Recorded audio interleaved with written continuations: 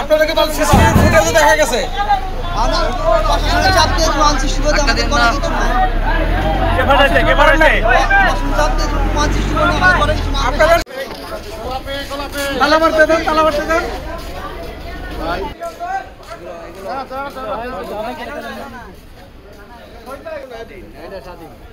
এটা না এই যাইতাছে এই যে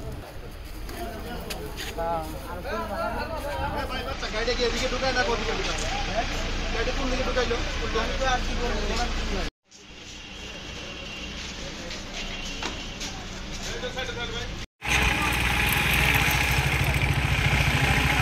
খুশি হয়েছে ওরা